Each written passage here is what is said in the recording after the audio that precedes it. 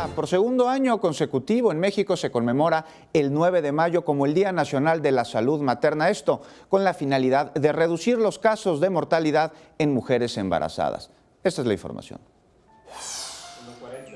Cada día en nuestro país mueren 2 mujeres por complicaciones asociadas al embarazo, y para hacer conciencia sobre esta situación, desde 2016 se declaró que el 9 de mayo de cada año será el Día Nacional de la Salud Materna y Perinatal.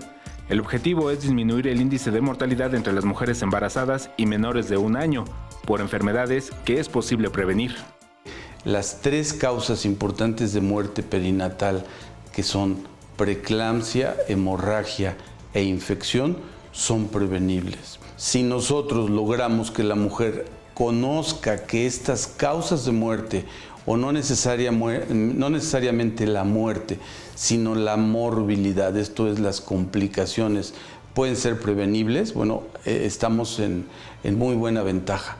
Según datos de la Secretaría de Salud Federal, las principales causas de defunción son hemorragia obstétrica con 22.4%, enfermedad hipertensiva, edema y proteinuria en el embarazo, parto y en los 40 días posteriores al parto con 18.9% y complicaciones del embarazo y parto con 10%. Todas estas causas se pueden detectar a tiempo con un buen control del embarazo que no requiere más que un rato para algunos estudios.